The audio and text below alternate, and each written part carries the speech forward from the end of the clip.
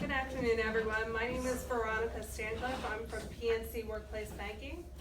PNC is partnered with Gray & Son to offer all the employees here specialized banking benefits. As a part of that partnership, we're actually doing these financial seminars as well. Today, we're going to focus on our Money Matters seminar, and it's kind of building financial wellness for all the employees here, understanding your finances, setting goals, stuff like that. So I'm going to just kind of go along with you with the packet. If you have any questions, I'll stop along the way to see if anybody has anything, answer them, and then we can always talk more in depth afterwards if you have personal questions as well. So today we're going to list the steps for setting financial goals, track daily spending habits, prepare a personal spending plan to estimate monthly income and expenses, also identify ways to decrease spending and increase income, and identify spending plan tools that will help you manage your bills. So, could somebody let me know what you want to learn about spending or managing your money? Anybody? Somebody else have some questions? How to do better. How to do it better? That's a good one. How to have some left after you pay your bill. That's a really good one.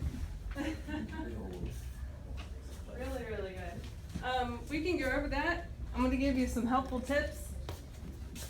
Hopefully you guys will learn a little bit through this session. So now I'm on page 5.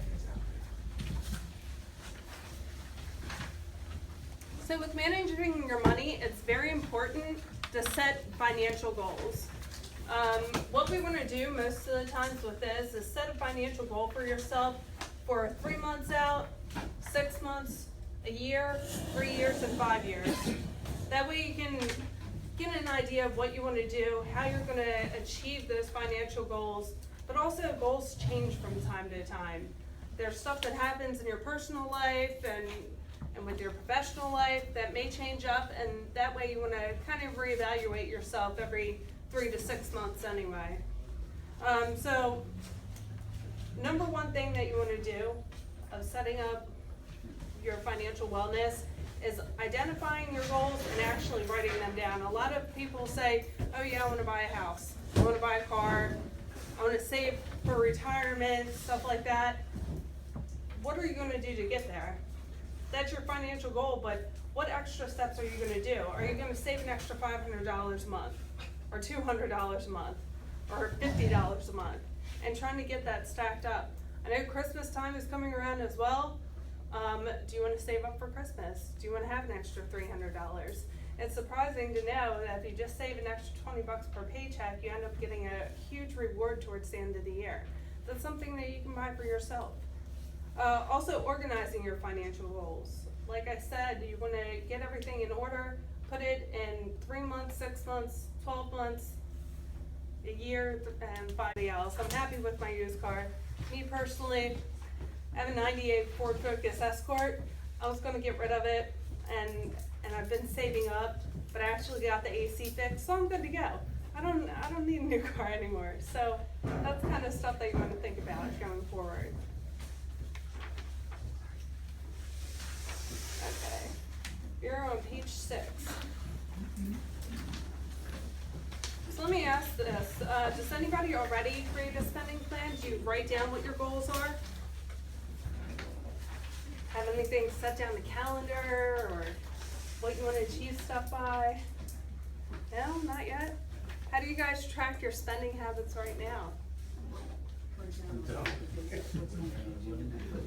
Okay, so you write it down?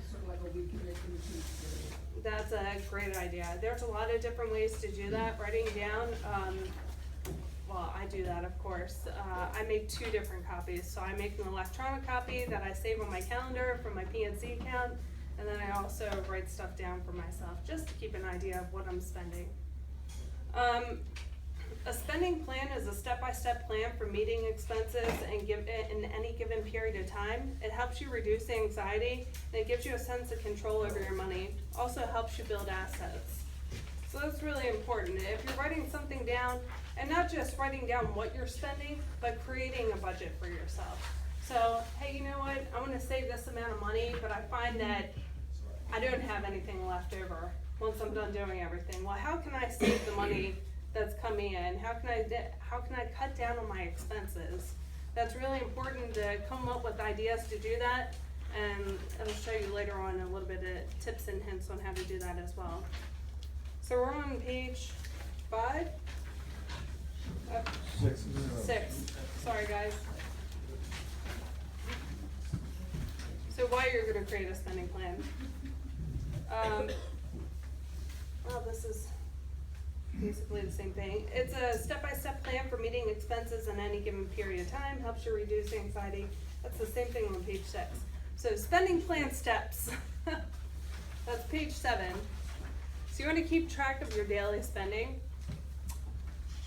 Let me ask you guys this, have you ever went through and thought about what you spent money on today or yesterday? Have you actually written it out? I mean, that's a pretty big deal. A lot of people don't do that. I didn't do that ever until I started working for PNC. So I would suggest to everyone, just look at what you spent yesterday. Did you stop by? Did you grab some soda from the convenience store? Did you grab a pack of smokes? Did you purchase something, go out to eat a little bit more frivolously than you normally would? Definitely a lot of ideas for you to kind of cut down the expenses that you're making already. Also, determine your monthly income and expenses. So we have our basic income, what's coming in out of our job, but can anybody list for me extra sources of income that might come in?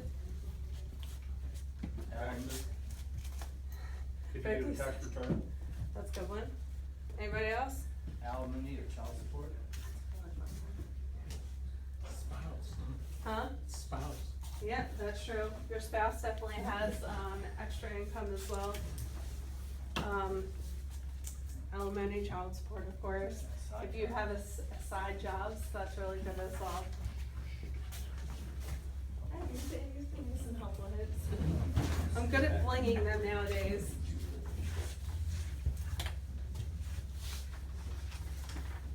Okay, on to number 8.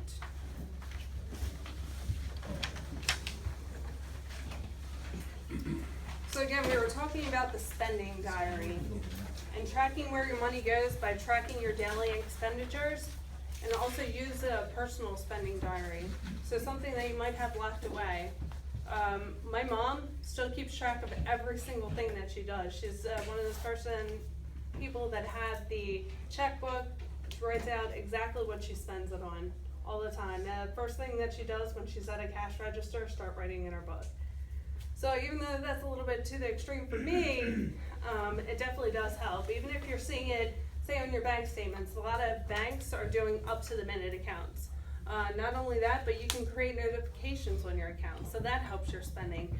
Not only that, but it does protect your identity as well. So whatever bank that you're using right now, you can do email and text notifications. That way, you know what, if someone spends over $100 from my card, my debit card, my credit card, it's gonna tell me. Or if I'm spending a lot of money towards the season, it'll keep on telling me how much I'm spending, and that says, you know what, I don't want 35 notifications to my phone. I just need to relax, plan ahead of time, what's the best deals, and go for that. But you know, you say that about, But my wife does the same thing, she writes everything in her checkbook, and we're working at PNC, and a couple of years ago, she goes through every statement, and we had somebody do a fraud on us, and if she wouldn't have done that, she would probably missed it. Yep, and a lot of people do. I'll tell you a helpful hint that I started doing for myself is when you use a bank account and you use your checking account, you swipe your card, you don't even think about it, you're using your debit card over and over again, and that still does compromise it. No matter where you are, if you're swiping it, if you're out of town especially, and you're swiping your card, somebody steals your card number, they have access to the money in your account. But think of this, when you make a claim against that money, generally banks take a little bit of a long time to get your money back to you, just because what they wanna do is they wanna find out who's doing it, find out if it was indeed theft and understand what's going on. PNC, we actually have our own identity theft division, so we don't third party that, just so we can make the process a little bit quicker, but it is pretty slow. Your credit card company through Visa, they're a lot faster. Through Visa card, MasterCard, they can generally do it within a day or two, compared to a bank that might take a couple weeks. So what I would suggest is sometimes it's a little bit easier to use a credit card. So if you know that expenses are coming up during the holidays or during tax season or something like that, that you know you're gonna be spending a lot of money, a lot of different places, or on vacation, I'd suggest doing it on a credit card and then just paying the credit card off once you get back home. Because it's not gonna be anything to you, and it's going to make you more secure, and then it reduce that thing of getting someone to steal your So you identity. use your debit card, you use your credit card, not your debit card? Credit card, not my debit card. Remember to use that debit card, when they have to, or they have your card number? If you're spending on, a lot of times if you're spending online, also they have skimming devices at ATMs. A lot of people, that's the biggest time of the year is Christmas time for people getting their identity stolen, Christmas and tax time. But with your debit card, you can still swipe it, but with the debit card number and that account, that card number, it goes directly to your account. So they can wipe out your account and just charge stuff online. When I use it there and it comes up, I have to punch in a PIN number. Right. Wouldn't they have to have? So at the end of the night, the way their credit card processing goes, at the end of the night, there's a batch print that comes out. This is the great thing, is that we're getting that little chip in the card. I know a lot of people hate it. It's taking longer to process. However, it's protecting your identity. With that, they only save your account numbers that day when they process through the credit card machine, and it won't save it longer than that. The big thing that happened with Target is that because they were doing the swipe, they had your information for 3 months, a year, whereas the new chip technology only saves it that day and then it disappears out of their system. They're not able to use it anymore. They're not able to get information off of it. So I will say that I've been a victim before of using my debit card. I used it in the parking machines down in Baltimore City. They stole my account number because there was a skimming device on it and stole $500 out of my account. I eventually got it back, but it did take me a while.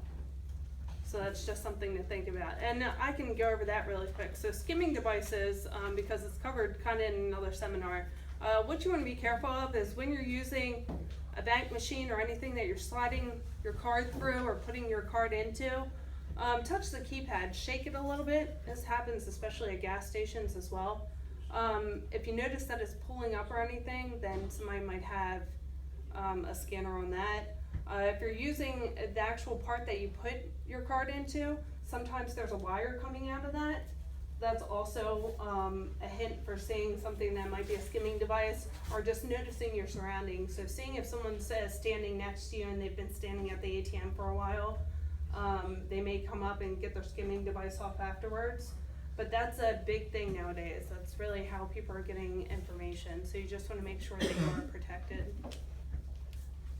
So I'm looking at page 9. We definitely want to utilize that daily spending diary, checking to see what we're spending.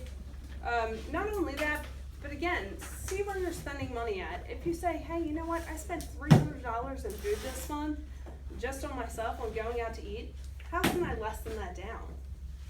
Maybe I can pack my lunch. Maybe I can go to Wawa instead of going out to a restaurant. I mean, there's a lot of different options for you that are available, and that are going to reduce down that spending. Are you going to a gas station? Can you save money by going somewhere else? Maybe joining one of the club memberships that's going to get you savings on groceries, but savings off gas too. And then, like I said, it's a really good idea to record the money that you spent today. So I'm not going to take too much of your time today to do this, but when you go home, just think about it. Over the course of 24, 48 hours, write down what you spent. Do you really need to buy those things? Is that really necessary? And see if, hey, you know what, maybe that's a way that I can reduce down spending and up my savings. So that way, hey, I have $30 left at the end of the month. And as soon as you know it, it'll keep on growing and growing. So I will touch base on that as well afterwards.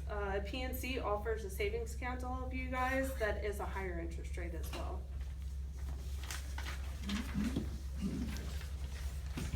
So we were talking about the income and expenses. Income is money that comes from wages, self-employment or other jobs, public assistant, child support and alimony, interest and dividends, social security, and other sources. So the interest that you're getting off your 401k or other bank accounts, or you're working in another company and switched it over to an IRA, what you have coming out of that. So that's always important to think about as well.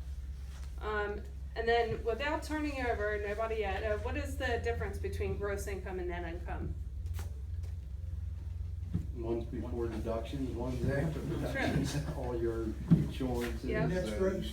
So your Yeah. gross is your total income, and then your net income is minus the deductions. And then social security income includes retirement benefits, disability, family benefits, survivor benefits, Medicare. So your total deductions, so let's look at that. I'm sure you guys pay something for life insurance. Medical insurance, Medical dental, insurance, eye, dental, yep. What are some other things, anybody? 401k. Yep. So that's a great thing. I myself have an HSA plan just because my medical through PNC is a little bit high. So, just the deductibles are. So I got an HSA account. That way I save myself money because it's pre-tax. So that's something to think about. Also, what you can do with, if you guys do ever switch over to HSA, or if a family member has it in the future, you can buy like medical supplies, stuff like that off there as well. So what is the difference between fixed expenses and flexible expenses? Fixed expenses be like, things are basically the same price all the time, like house payment, car payment, stuff like that. Yep. And then flexible changes month to month. That's like your BGE bill, that phone bill, that kind of stuff with the change. Yep, so it's stuff that you have control over, that you can change if you wanted to, you can improve upon, or you can just go wild crazy, buy a hot tub and use a ton of energy that month. You never know, I mean, you got all that money saved up from Christmas now, so you can buy yourself something nice. And then of course, shop for the best value before committing to any payments. So I've been a salesperson, not just with the bank, but I've done a bunch of different sales, anywhere from car to IT, security systems, cell phones. It's always a great idea to shop around for the best value. The best value and the best overall, what it's gonna give you. I was looking at internet because I actually just bought a house for the very first time out on the shore. And I had to look for internet. I didn't know what to get. And my mom said, oh, you should get this internet that somebody has for $10 a month. And I looked at it and it's nothing. It's not gonna help me out at all. And then kind of shopped around Verizon, Comcast, other third-party things. And it's just, it's so much information, but it really is worth it. So I found out that Verizon partners with us as well, just like you guys do. They give us a discount. So I got a discount through them just for shopping around and asking questions. You wanna make sure that anything that you're involved in, either local at the community level, maybe where you live at, see if they give you extra discounts on that, where you work at. If any of you have AAA, I have AAA, they give me a discount a bunch of different places. First thing I ask when I get a hotel room, do you offer a AAA discount? So, does anybody have any other memberships that they could think of? Anybody belong to any lodges, anything like that? AARP does. Yeah, so some of the lodges, the Elks, the Moose, and everything like that, they partner with different organizations to offer all their members extra benefits. Just like we offer you benefits through PNC for working here at Gray & Son, they offer you benefits because you're members there. So that's definitely something that you want to shop around for. AARP does also. They do. My parents both have AARP and they're fantastic. They actually got a discount on a car that they rented to go across the country. So that was fantastic. So activity 2 is the monthly income and expense worksheet. You wanna complete your monthly income and expenses, they don't have one here. Sorry about that, guys. But basically, you're gonna list what your monthly income sources are, and then on one side, and then list out what your expenses are on the other side. All expenses, food, gas, car, beer, other entertainment. Going to the casino all the time.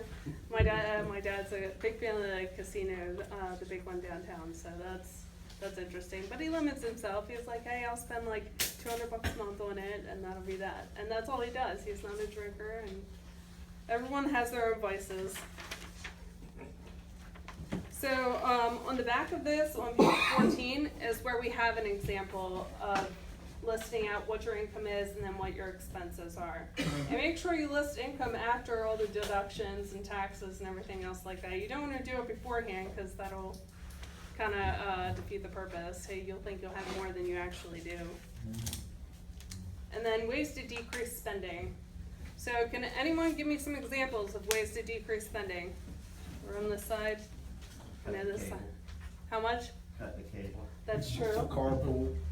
Yep. Go hungry. I want to say that that's an option. So who said, I know that you did in the back. Who's the other one that said something over here? Oh.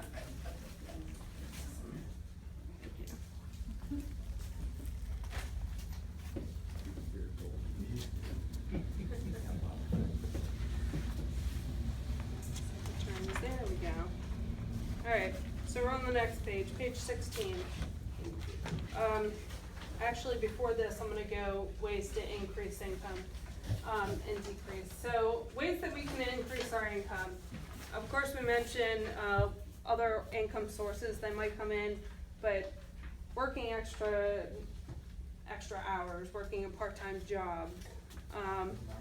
They do research studies nowadays. I actually go to McCormick every once in a while. They do like $30 for taste testing. And sometimes it's 6 o'clock after I get off work, I go over there and eat a free meal. So it's fantastic. And they pay me for eating me. I'm like, yes, food. So, I mean, there's a lot of those around. There's stuff that you can do online. I also used to sell stuff off of Craigslist. So my parents are junk hoarders. And my mom thinks it's great to get tons and tons of those outdoor patio lights. She'll get like flamingos and panda bears and all kinds of stuff. Really weird. So I take everything, sell it off on Craigslist, or have a yard sale. That's extra income sources. So it's a great benefit for you guys. So ways to decrease spending. Like we were talking about, joining certain organizations, they give you discounts. Also joining big box stores. If you're a family of 4 or more, it's definitely beneficial to buy in bulk if you have the space to utilize that. You don't want to completely stack up your garage full of toilet paper or anything, but yeah, I mean, and there's great opportunities. If you buy stuff used instead of new, what can you do that's a little bit different? Are you going to shop at the end of the month when they have all the sales, when the managers are going to be able to approve the discounts for things? So that's another thing. If you go to buy a car, if you go to buy a cell phone, always do it at the end of the month. Because the very last day of the month, they want to meet their quotas. You go in there, that's the best time to negotiate. You can get them down a few $1,000 if you wanted to. So great opportunity. So tax credits that might help you increase your income. The earned income tax credit, child tax credit, credit for child and dependent care. So if you get daycare, stuff like that, even if you do the summer camps nowadays, that might be something that you can write off as well. Also educational credits. I'm going to school for my master's right now. I actually just claimed this on last year's taxes. And then tax credits for retirement savings contributions. Really important for you guys as well. So the best way to do this, keep records in a safe place. So this talks a little bit about the identity theft that we were talking about. true story. I had a friend, Joe and Christina. They got their house broken into. Somebody stole their laptop, and they did have theft off of some of their credit cards and everything like that. Not only that, but he didn't realize that they took the extra keys to the house and to the car. So they left one day, got all their stuff stolen, didn't realize what was compromised, didn't call up right away to say, hey, this might have been compromised. They actually came back and stole his car the next day. So make sure that you're keeping everything in a safe place. The great thing about banks, we have the safe deposit boxes. I don't know if anyone utilizes that right now. Does anybody have a safe deposit box? You know? It's a great opportunity. You're not gonna put money in there or anything like that, but if you have passwords for certain logins or whatever online, if you have like important information, documents, birth certificates, social security cards, stuff like that, that's not something that you wanna just keep around the house. I mean, just in case. I mean, we have a couple guns in our house, but that's not gonna stop somebody sometimes if they really wanna steal something. So that's a great opportunity that you can put something in that safe deposit box, know that it's secure, you can go in there at any time, and it's off premises, so it's not going to get broken into, it's inside of the bank vault. Also keep in mind with PNC, we give you a $10 discount per year to get a safe deposit box. That's definitely something to think about. Even if you're not keeping it there, you don't wanna save passwords and just keep it out in the open. Or a lot of people I notice will come home from work, just throw their mail down on their front table and just leave it there, and it just piles up. Well, in your mail, there's your credit card numbers, there's your information. If someone does happen to break into your house, break into your mailbox, but you're not there for a week and you didn't get a neighbor to check your mail, then you're compromised. You just don't want to leave yourself open like that. So also organize your files so it's easy to update and find important financial information. So the same thing that we were talking about before, passwords, account information, stuff like that. I have a safe locked file box at home. It's really heavy, so nobody's gonna move it. Or if they do, it might take a couple of them all at the same time. And then keep your tax records for at least 3 years. That way you know what's coming back. A lot of people that have, I don't know if you guys have HSA accounts here? No. Okay, so that's good then, so you don't even have to worry about that. But even medical files, I would say keep for 3 years. I just had a situation that my grandfather just got a bill in the mail the other day from a year ago, from him being at the hospital. That's crazy, and he was like, oh, I thought I already paid this. He did, but they still sent him a bill because they didn't update it in their system. So it's important to keep those things, but keep them safe. And then mail bill payments at least 1 week before they are due to avoid late fees. That's a great way to do it. I know a lot of people do online banking as well. You want to make sure that you know that just because your credit card is due on the 5th and you go online on the 5th to pay, it doesn't mean that it's going to get paid on the 5th, and then you end up getting a late charge. So if you have something that's due on the 5th, make sure that you go in there a couple days early to make the payments on it. Not only that, but at PNC we actually safeguard against that. If you do utilize the system to say, hey, I want to pay my mortgage on this day, they guarantee it. So if it does get sent out late, which I've never had an experience with, they'll actually pay any late fees that incur over that. So it's really good. I think a couple other ones do it. A lot of the larger banks will reimburse that fee.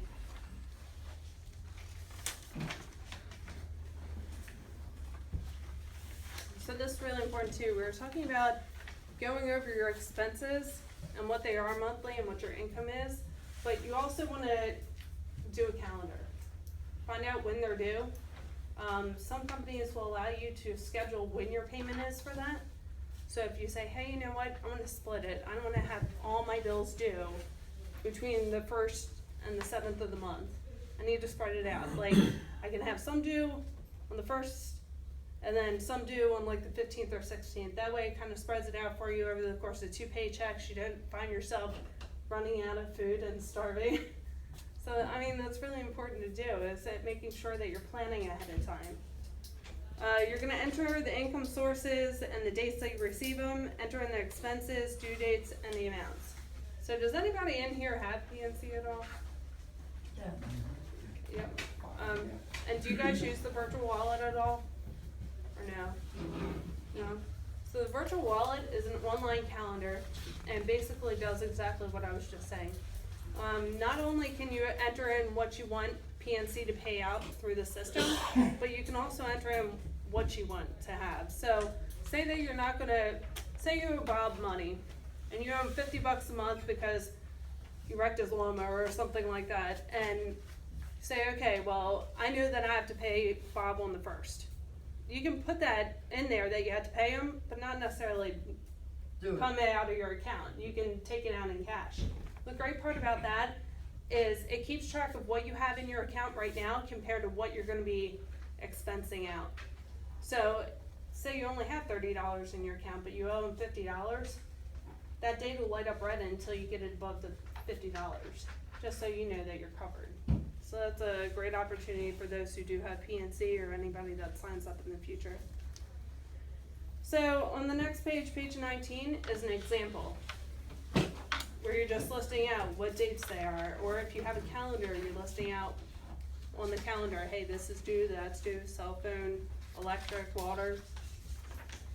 Did everybody hear about the water going up over the next couple of years, Baltimore County? It's crazy to me. I just heard it on the news last night. I was like, really?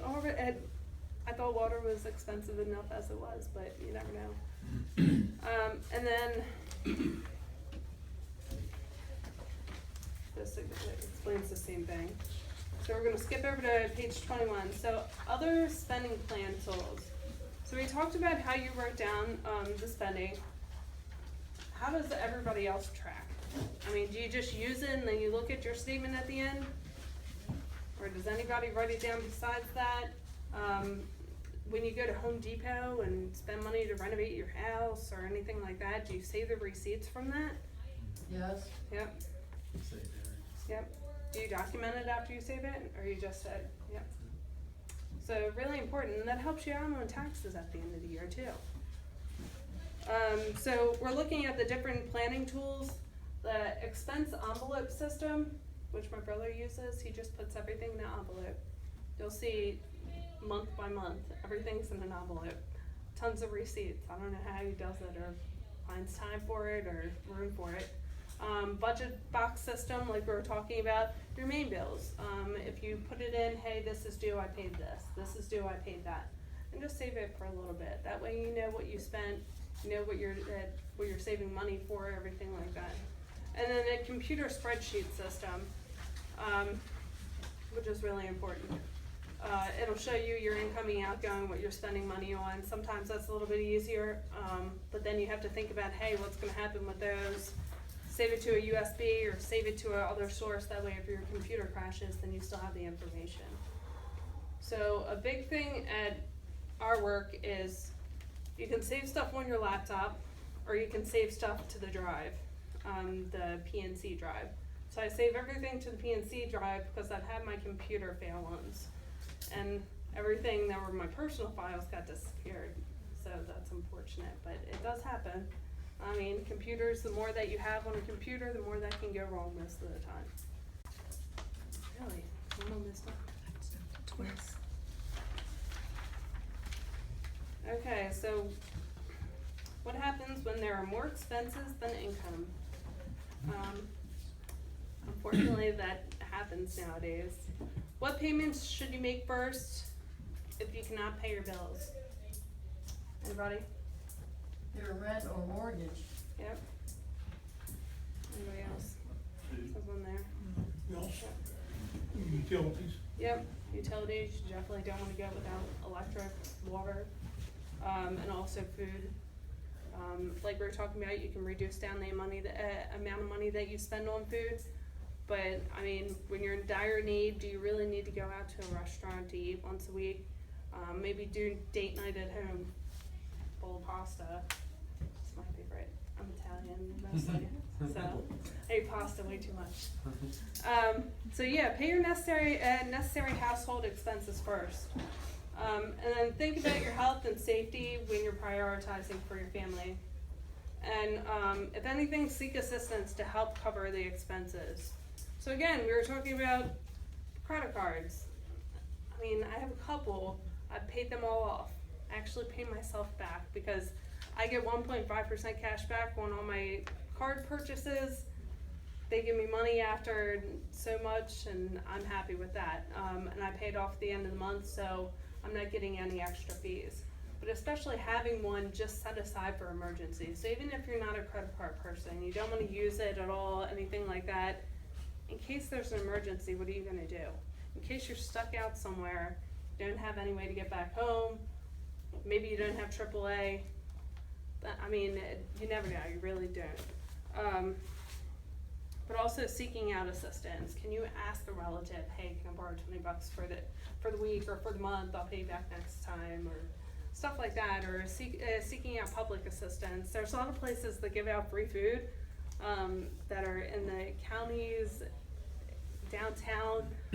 Even asking managers or stuff like that, or asking at work, saying, hey, what can I do? What can you do to help me out with? Like, I'm suffering. So you want to make sure that you do your best to keep on top of at least your main things. If you have those credit card payments, and hey, you know what, it's between that or your electric, pay your electric. I mean, that's a no-brainer. You don't want your electric to get turned off. You can always pay the over fees on the credit cards and stuff. So it's really important to keep that in mind. And then if you're having trouble paying your loans, consider paying off the loan with the highest interest rate first, talking to your creditors, getting credit counseling, and only as a last resort, declaring bankruptcy. That stays on the system for a really long time. Not only will it clear off after a certain time through the credit, but it doesn't clear off with banks most of the time. We use an internal thing called a check systems report. It's different from a financial credit report, and that does stay on there longer, and sometimes can prevent you from getting a card through a bank, credit card through a bank, or even a bank account How itself. long does that stay, you know? I know that somebody said that they had one on there about 10 years ago, a bankruptcy, and I guess it was severe enough that they owed enough people money, and they couldn't get one with us. That's just, and the great thing about PNC is we help people out to rebuild that. So even if you're in bankruptcy and you can't get a regular account through us, we provide alternatives. So we have a foundation checking account that helps you build that back up. And then also, we have another Smart Access card that's a reloadable debit card. Now I will say this, if you're banking after that, after you do your bankruptcy, and you're banking with someone, then that's gonna build your banking credit back up without doing anything. So in that case, we wouldn't deny you because you're already building your banking credit back up again. Let's skip over the scenario. So I gave you guys a little bit of helpful tips and hints today, just by writing things down, identity theft, stuff like that. Definitely keep your stuff safeguarded. Keep your information safeguarded. Don't let anybody steal it. There's ways to protect against that. Write out your expenses. Write out your goals. Does anybody have any goals over like the next year? Any spending goals or anything like that? Anybody planning on buying a car? Buying a house? Okay, really? Spending money for Christmas? I'm sure some of you are spending something for Christmas. Or going on a family getaway, even every weekend. I know it's getting towards the end of the year. I like going to the pumpkin chunkin'. I know it was canceled last year, so I mean just stuff like that. That's, hey, saving up for a weekend. You never know. It's a fun time. It really is. So does anybody have any final questions for me? No? Okay, so that's about it. Thank you guys very much. I appreciate it. If you do have any questions, feel free to reach out.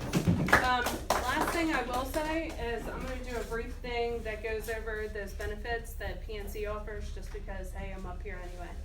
So because PNC is partnered with Grandson, we actually offer the specialized banking benefits. So it's really benefits on everything that you do with banking.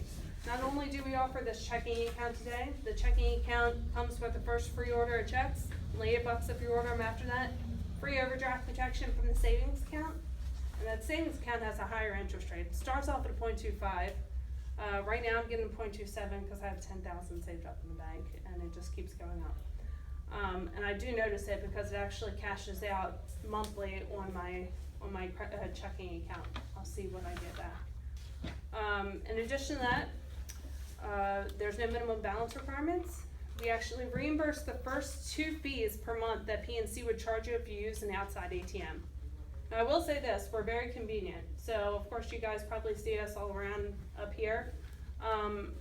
We're an East Coast bank. We're the 5th largest bank in the US. We pride ourselves on being convenient for our customers.